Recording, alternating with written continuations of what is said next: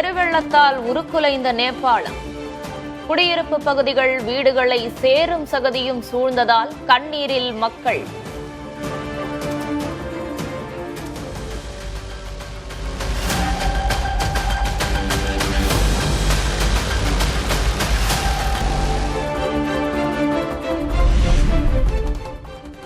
பெருவெள்ளத்தால் நேபாளத்தின் நுவாகோட் மாவட்டத்தில் கடுமையான சேதம். வெள்ளத்தில் சிக்கி காணாமல் போனவர்களை மோப்பநாய் உதவியுடன் தேடி வரும் மீட்பு குழு.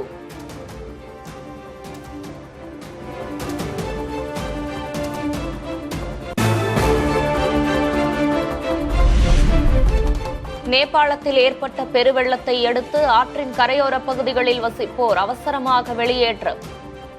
ராணுவ ஹெலிகாப்டர்கள், வாகனங்கள் மூலம் பாதுகாப்பான இடங்களுக்கு அழைத்துச் செல்லப்படும் மக்கள்.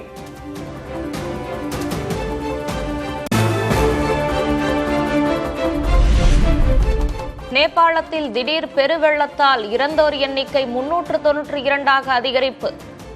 900க்கும் மேற்பட்டோர் பற்றிய விவரங்கள் தெரியவில்லை என்றும் தேடும் பணிகள் நடைபெறுவதாகவும் நேபாள அரசு அறிவிப்பு.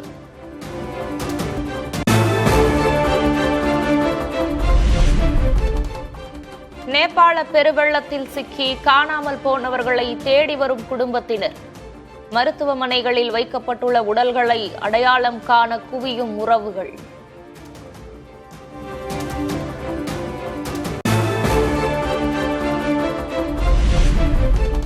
நேபாள வெள்ளத்தில் சிக்கிய 288 இந்தியர்களை காணவில்லை என வெளியுறவு அமைச்சகம் அறிவிப்பு. தமிழகத்தைச் சேர்ந்த 21 பேர் மீட்கப்பட்டுள்ள நிலையில் மற்றவர்களை மீட்கும் பணிகள் தீவிரமாக நடைபெறுவதாக விளக்கம்.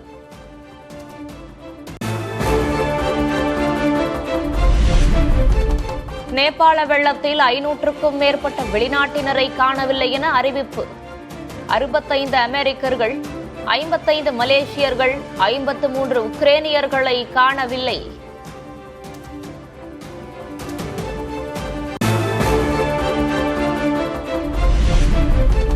நேபாளத்தில் வெள்ளம் பாதித்த பகுதிகளுக்கு அவசர கால நிவாரணப் பொருட்களை அனுப்பி வைத்து மீட்பு பணிகளை தீவிரப்படுத்திய இந்தியா. பாலங்கள் அடித்துச் செல்லப்பட்ட பகுதிகளில் தற்காலிகமாக பெய்லி பாலங்களை அமைத்துக் கொடுக்கவும் திட்டம்.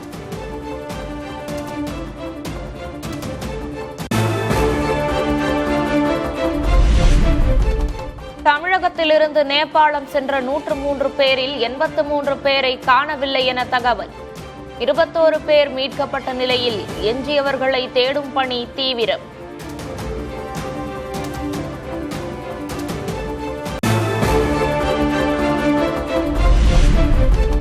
கும்பகோணத்திலிருந்து நேபாளம் சென்றவர்களில் பாதுகாப்பாக உள்ள 20 பேரின் புகைப்படங்கள் வெளியீடு. மீதமுள்ள 37 தமிழர்களை தொடர்பு கொள்ளும் நடவடிக்கைகள் தீவிரம்.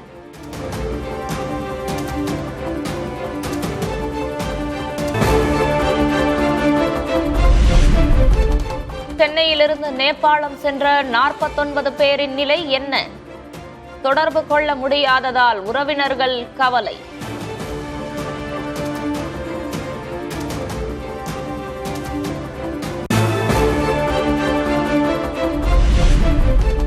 காஞ்சிபுரத்தைச் சேர்ந்த சுற்றுலா பயணிகள் 6 பேரின் நிலை என்ன? டூரிஸ்ட் ஏஜென்சியின் பதிலுக்காக கண்ணீரோடு காத்திருக்கும் உறவினர்கள்.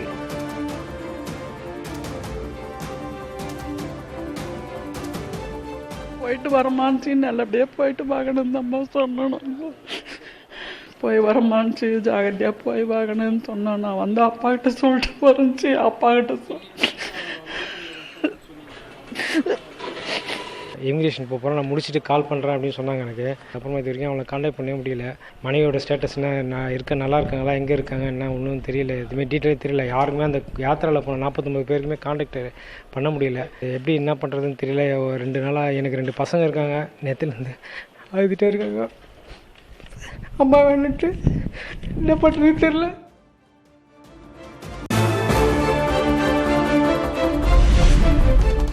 நேபாள வெள்ளத்தில் சிக்கியுள்ள தமிழர்களை மீட்பது தொடர்பாக முதல்வர் விஜய் அவசர ஆலோசனை. நடவடிக்கைகள் தொடர்பாக அதிகாரிகளுடன் ஆய்வுக் கூட்டம்.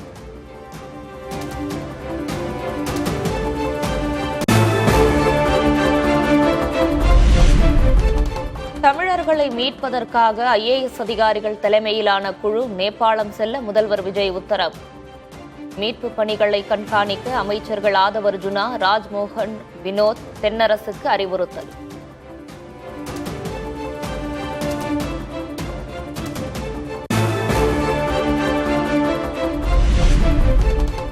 டெல்லி விரைந்த தமிழக அமைச்சர்கள் குழு. நேபாளத்தில் சிக்கிய தமிழர்களை பத்திரமாக அழைத்து வர நடவடிக்கை எடுக்கப்படும் என அமைச்சர் ராஜ்மோகன் உறுதி.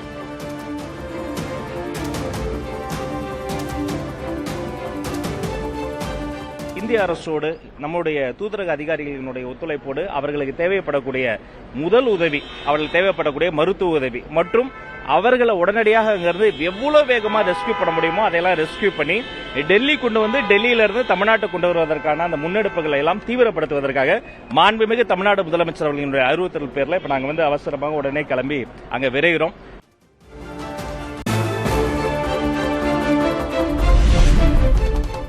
ஈஷா மையம் மூலம் கைலாஷ் மானசரோவர் யாத்திரைக்கு அழைத்துச் செல்லப்பட்ட 19 நாடுகளைச் சேர்ந்த 80 பேர் மாயம். 745 பேர் சென்ற குழுவில் 80 பேரை தொடர்பு கொள்ள முடியவில்லை என ஜக்கி வாசுதேவ் வேதனை.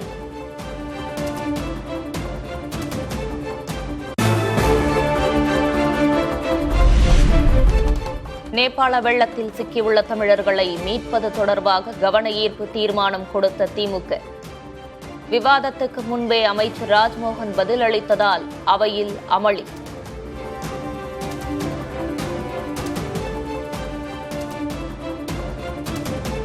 நேபாளம் திபெத் நாடுகளினுடைய எல்லை பகுதியில் கோடேகோஷி ஆற்றில பேசி முடிக்கட்டும், பதிவு பண்ணலாம். அப்புறம் நீங்க உட்காருங்க, அது தொடர்பாக நீங்க பேச விடுறேன், நீங்க பேசுங்க, அது தொடர்பாக உங்களை அனுமதிக்கிறாங்க. இருங்க, உட்காருங்க, கேள்வி உட்காருங்க, உட்காருங்க, சொல்லிடுறேன், டேட்டாவை சொல்லி அப்புறம் பேச நான் அலோவ் பண்ண போறேன். உட்காருங்க, உட்காருங்க, உட்காருங்க.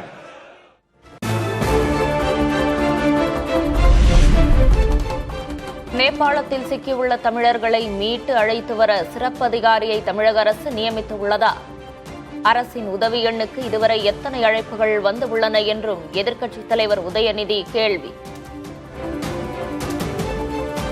இந்த சம்பவத்தில் எத்தனை தமிழர்கள் சிக்கியிருக்காங்க, அதுல எத்தனை பேர் நாம மீட்டெடுத்திருக்கிறோம், அரசு அறிவிச்ச அந்த ஹெல்ப்லைன் நம்பர்களுக்கு இதுவரைக்கும் எத்தனை அழைப்புகள் வந்திருக்கிறது, தமிழர்களை பத்திரமா மீட்டுட்டு வர்றதுக்கு தமிழக அரசு சார்பாக ஒரு சிறப்பு அதிகாரியை, ஒரு ஸ்பெஷல் ஆபீசரை இந்த அரசு நியமிச்சிருக்கிறதா?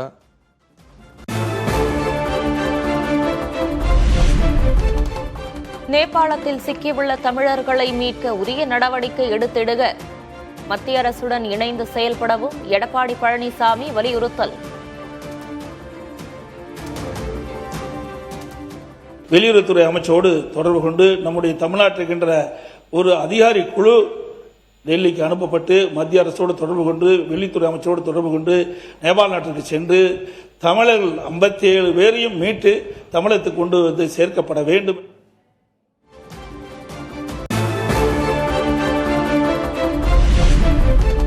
நேபாளத்தில் சிக்கியுள்ள தமிழர்களை அழைத்து வர நடவடிக்கை எடுக்கப்பட்டுள்ளது. 34 பேரின் விவரங்களை பெறுவதில் தாமதம் ஏற்பட்டுள்ளதாக அமைச்சர் ராஜ்மோகன் விளக்கம்.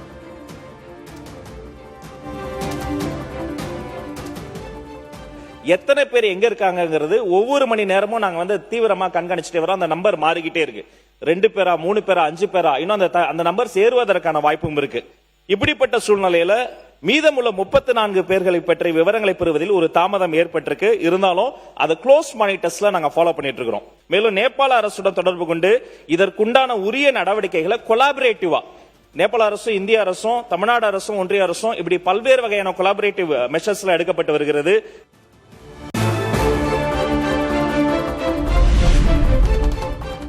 கரூர் சம்பவத்தின் போது அப்போதைய முதல்வர் பேசிய பிறகே கேள்விகளுக்கு பதிலளிக்கப்பட்ட மரபு இருந்துள்ளது. அரசு சார்பில் விவரம் தெரிவித்த பின் எதிர்க்கட்சிகள் தங்களிடம் உள்ள தகவல்களை தெரிவிப்பதில் என்ன குறை வந்துவிடப் போகிறதென சபாநாயகர் கேள்வி. அனைத்து கட்சிகளை சார்ந்த பல்வேறு உறுப்பினர்கள் விதி 56 கீழ் கவன ஈர்ப்பு தீர்மான அறிவிப்பும் கொடுத்திருக்கிறார்கள். ஏன் மாண்புமிகு எதிர்க்கட்சி தலைவர் உறுப்பினர்கள் பேசிய பின்னர் இல்ல அவங்க இல்ல அதுதான் சொல்றேன். நான் பேசிய பிறகு இது தொடர்பாக அனைவரும் உரையாற்றுவதற்கு வாய்ப்பு உண்டு. இதே அவையில் கரூர் சம்பவம் நடந்த போது மாண்புமிகு முதலமைச்சர் முதல்ல எடுத்து அறிவிக்கிறாங்க. அதுக்கப்புறம் தான் வந்து உங்களுடைய வினாக்களை நீங்க வைத்தீங்க. அப்ப அந்த சம்பவம் நடக்கிற போது அனுமதித்தீர்கள், இதையே அனுமதிக்க முடியாது. உட்காருங்க சார். யார் முதல்ல பேசுவது என்பது அல்ல. அமைச்சர் விளக்கம் கொடுத்த பிறகு உங்களுக்கு எவ்வளவு வேணாலும் நான் நேரம் தரேன். எல்லா கட்சிகளும் இதை பத்தி அறிவிப்பு கொடுத்திருக்கின்றீர்கள், நீங்க பேசுங்க.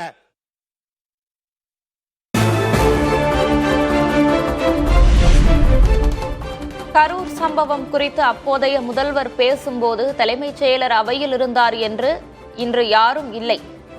துறை சார்ந்த பிரச்சனை வரும்போது அதிகாரிகள் அவையில் இருக்க சபாநாயகரிடம் கோரிக்கை வைத்த எதிர்க்கட்சித் தலைவர் உதயநிதி. கரூர் இன்சிடென்ட் நடக்கும்போது இங்க அவையில மாண்பு முதலமைச்சர் அவர்கள் இருந்து அதற்கு பதில் சொன்னார்கள். இப்ப முதலமைச்சர் அவர்களும் அவையில் இல்ல, சீஃப் செக்ரட்டரி தலைமைச் செயலரும் இல்லை. எனவே இதையெல்லாம் நீங்கள் கவனத்தில் கொண்டு எந்தெந்த துறை பிரச்சனை வரும்போது அந்த அரசு துறை அதிகாரிகள் இங்கு இருக்க வேண்டும் என்று நீங்கள் அறிவுறுத்த வேண்டும் என்று கேட்டுக்கொள்கிறேன்.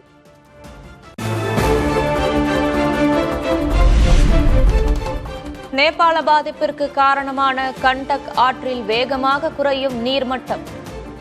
உத்தரப்பிரதேசம், பீகார் மாநிலங்களில் இதுவரை எந்த பாதிப்பும் இல்லை என மாநில அரசுகள் தகவல்.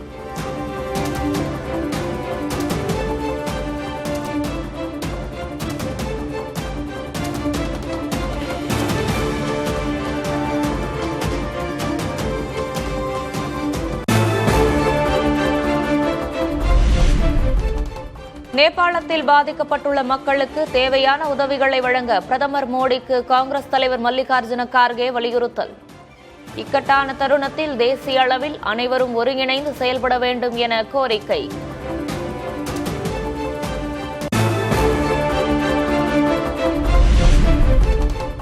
வெள்ளத்தால் பாதிக்கப்பட்ட நேபாளத்திற்கு 2500 கோடி ரூபாய் அவசர கால நிதி உதவி. மீட்பு, நிவாரண, புனர் நிர்மாண பணிகளுக்காக வழங்குகிறது உலக வங்கி.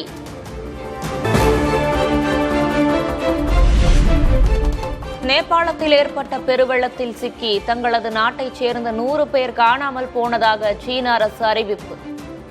மீட்பு மற்றும் நிவாரணப் பணிகளில் நேபாளத்துடன் இணைந்து பணியாற்ற தயாராக இருப்பதாகவும் உறுதி.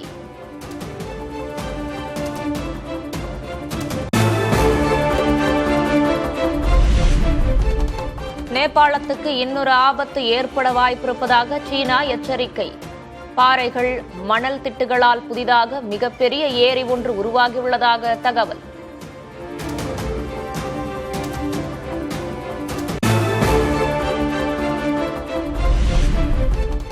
நேபாளத்தில் உயிரிழப்புகள் நம்ப முடியாத அளவு அதிகரிக்கும் என்றும் அந்நாட்டின் முன்னாள் அமைச்சர் மாதவ் பிரசாத் தகவல். வெள்ளம் வருவது குறித்து சீனா தாமதமாகத்தான் தெரிவித்ததென்றும் குற்றச்சாட்டு.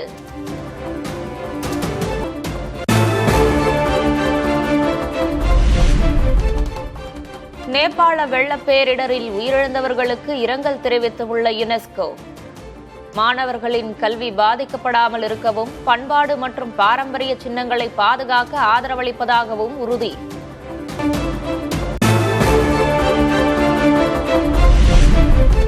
சமூக நீதித்துறை மானிய கோரிக்கை மீதான விவாதத்துக்கு முன்பே வெளியிடப்பட்ட புதிய அறிவிப்புகள். திரைப்படம் தொடங்கியதுமே கிளைமாக்ஸ் காட்சிகளை ஓட்டுகிறீர்களே என கேள்வி எழுப்பிய உதயநிதி ஸ்டாலின்.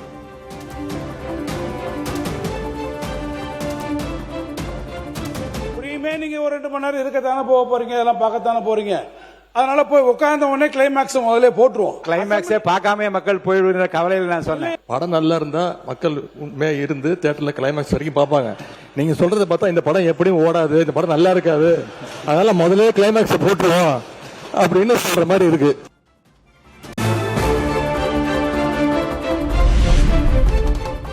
இப்போதெல்லாம் படத்தின் தொடக்கத்திலும் கிளைமாக்ஸ் உள்ளது என உதயநிதிக்கு பதிலளித்த அமைச்சர் வன்னியரசு. திமுகவினர் ஆட்சி மாறுதலையும் நடைமுறை மாறுதலையும் விரும்பவில்லை என்றும் விமர்சனம்.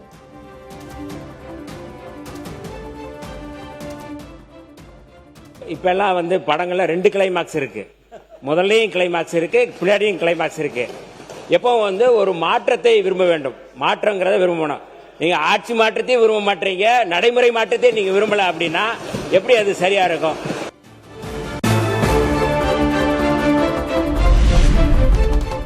ஆணவ கொலைக்கு எதிராக விரைவில் சிறப்பு சட்டம் இயற்றப்படும் என சமூக நீதித்துறை அமைச்சர் வன்னியரசு அறிவிப்பு. நீதிபதி KN பாஷா குழுவின் பரிந்துரைகளை விரைந்து பெற்று சட்டம் கொண்டுவரப்படும் எனவும் உறுதி.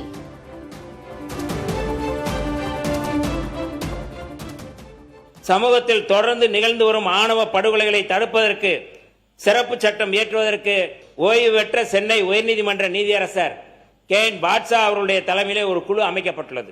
இக்குழு அரசு அலுவலருடன் கலந்து ஆலோசித்து கருத்துக்கள் கேட்கப்பட்டுள்ளது. குழுவின் பரிந்துரை பெறப்பட்டவுடன் ஆணவ படுகொலைகளை தடுத்து நிறுத்துவதற்கு சிறப்பு சட்டம் நிறைவேற்றப்படும் என்று நான் அறிவிக்கின்றோம்.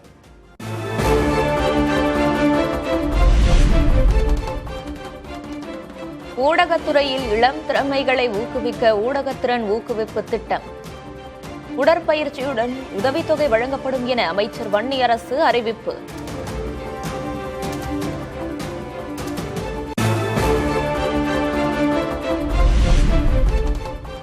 பள்ளி கல்லூரி விடுதி மாணவர்களுக்கான மாதாந்திர உணவு கட்டண தொகை உயர்த்தி வழங்கப்படும். சட்டமன்றத்தில் சமூக நீதித்துறை அமைச்சர் வன்னியரசு அறிவிப்பு.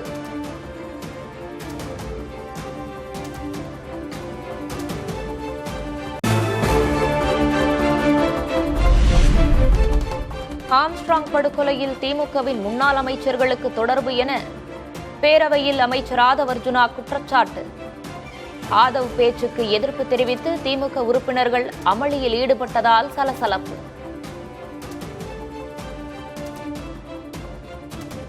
அண்ணன் ஆம்ஸ்ட்ராங் அண்ணன் படுகொலை செய்யப்பட்டார். அவங்களுடைய ஒய்ஃப் ஒரே கோரிக்கை சிபிஐ என்கொயரி வேணும்னு. அரசியல் பின்புலம் இருக்கு. ஏன் முன்னாள் அமைச்சர்களே இதுல சம்பந்தப்பட்டிருக்க அம்மா குற்றம் சொல்றாங்க. நான் சொன்னது குற்றம் சுமத்துறாங்க. யார் மேலேயும் நான் பழி சொல்லல, குற்றம் சுமத்துறாங்கன்னு சொன்னேன். உட்காருங்க உட்காருங்க உட்காருங்க உட்காருங்க.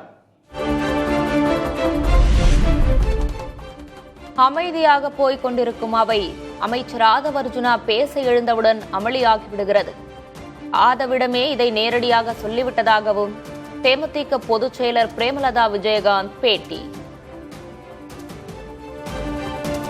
1 hour தான் மக்களை பத்தி பேசுறாங்க. மீதி அத்தனை அவர்ஸும் வெறும் சண்டை தான் போயிட்டு இருக்குங்க. வெறும் சண்டை தான் போகுது. இதனால மக்களுக்கோ நாட்டுக்கோ எந்த பிரயோஜனமும் கிடையாது. நான் இன்னைக்கு தம்பி ஆதவ் அர்ஜுன்ட்ட டைரக்டாவே சொல்லிட்டேன். அது வரைக்கும் ஸ்மூத்தா போதுப்பா சபை. ஒன்ஸ் நீ எந்திரிச்சாவே அதுல இருந்து சண்டைன்னு ஆரம்பிக்குது. கடைசி வரைக்கும் அது சண்டையாவே போகுது.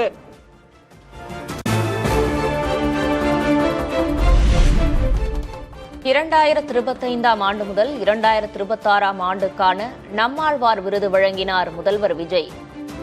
நல்ல சிவம், சுப்பிரமணியன் மற்றும் சாதனா ஆகியோருக்கு நம்மாழ்வார் விருது வழங்கி கௌரவிப்பு.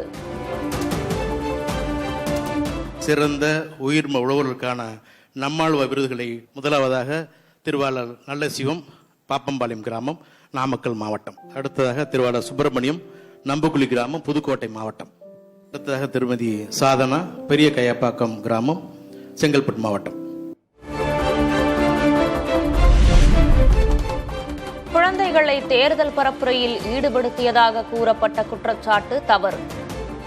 தேர்தல் வெற்றியை எதிர்த்த வழக்கில் முதல்வர் விஜய் பதில் மனு தாக்கல்.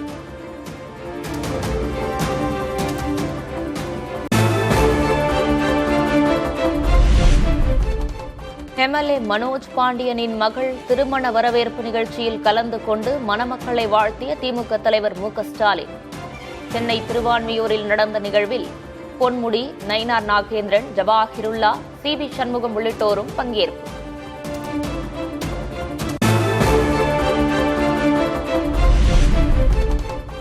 சென்னை மெட்ரோ ரயில் நிறுவனத்தின் நிர்வாக இயக்குநர் பொறுப்பிலிருந்து சித்திக் IAS விடுவிப்பு. புதிய நிர்வாக இயக்குநராக ஆசிஷ் சட்டர்ஜி நியமனம்.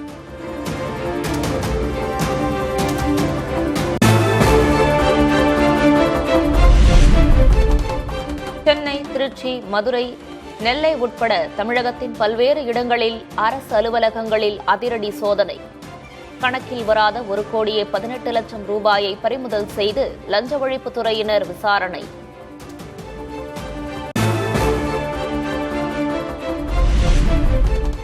தமிழ்நாட்டில் ஒரு வாரத்துக்கு மழை பெய்யக்கூடும் என வானிலை ஆய்வு மையம் அறிவிப்பு.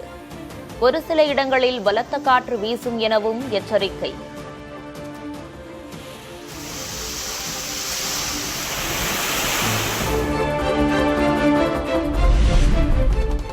சென்னையில் இன்று மாலை அல்லது இரவு நேரங்களில் மிதமான மழை பெய்யும். வானம் ஓரளவு மேகமூட்டத்துடன் காணப்படும் என வானிலை மையம் கணிப்பு.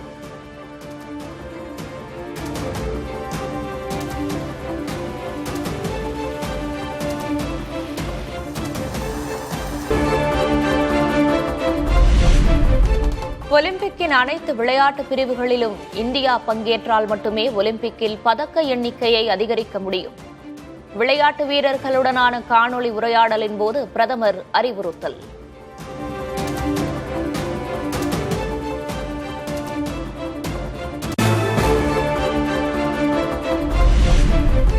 தொகுதி மறுவரையறை விவகாரம் தொடர்பாக அனைத்துக் கட்சி கூட்டத்தை நடத்த வேண்டும். பிரதமர் நரேந்திர மோடிக்கு காங்கிரஸ் தேசிய தலைவர் மல்லிகார்ஜுன கார்கே வலியுறுத்தல்.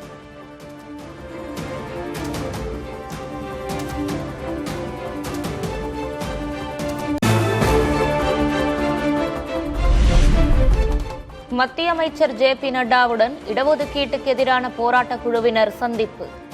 சாதிவாரி இடஒதுக்கீட்டுக்கு பதிலாக பொருளாதார அடிப்படையிலான இடஒதுக்கீடு கோரி டெல்லியில் பேச்சுவார்த்தை.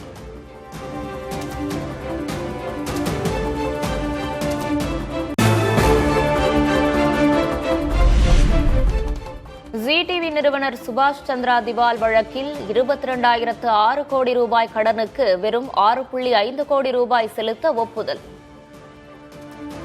தேசிய நிறுவன சட்ட தீர்ப்பாயம் ஒப்புதலால் கடன் வழங்கிய வங்கி மற்றும் நிதி நிறுவனங்களுக்கு 22,000 கோடி ரூபாய் இழப்பு.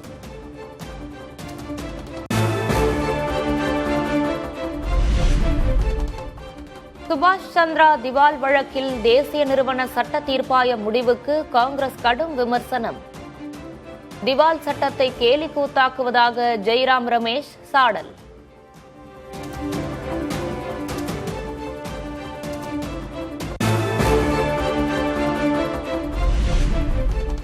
உற்பத்தி, ஏற்றுமதி, சேவைக்கான சர்வதேச மையமாக உருவெடுத்து வரும் இந்தியா. மத்திய நிதியமைச்சர் நிர்மலா சீதாராமன் பெருமிதம்.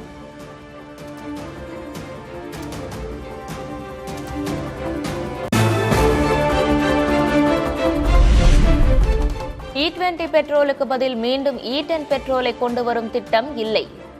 பாரத் பெட்ரோலியம் நிறுவனம் விளக்கம்.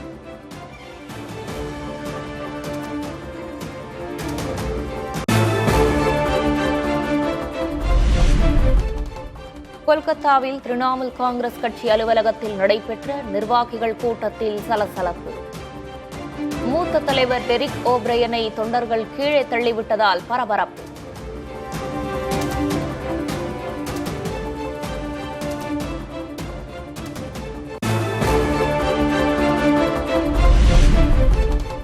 உத்தரப்பிரதேச மாநிலம் கான்பூரில் சிறுரக விமானம் நொறுங்கி விழுந்து விபத்து. விமானி, பயிற்சி விமானி உயிரிழப்பு.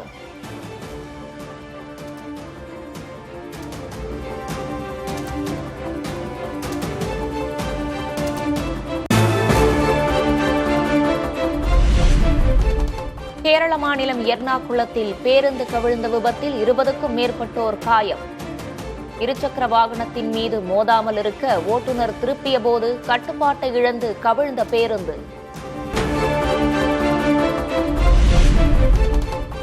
உத்தரப்பிரதேசத்தின் கான்பூரில் முக்கிய சாலையில் ஏற்பட்ட ராட்சத பள்ளம். 20 அடி ஆழ குழிக்குள் மழைநீர் வழிந்தோடியதால் பொதுமக்கள் அதிர்ச்சி.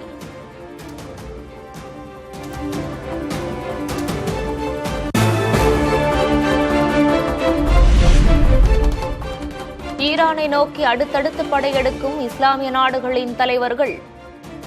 அமெரிக்காவுடனான அமைதி பேச்சுவார்த்தை குறித்து ஆலோசிக்க கத்தார் பிரதமர் முகமது பின் அப்துல் ரஹ்மான் தெஹ்ரான் வருகை.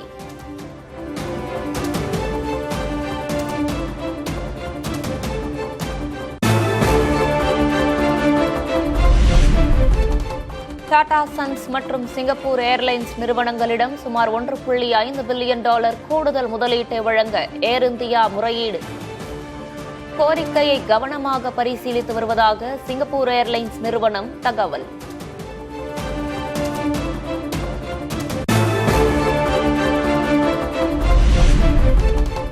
ஹக்கிங் ஃபேஸ் ஏஐ தளத்தை 12 லட்சம் கோடி ரூபாய்க்கு கொள்முதல் செய்ய ஒப்பந்தம்.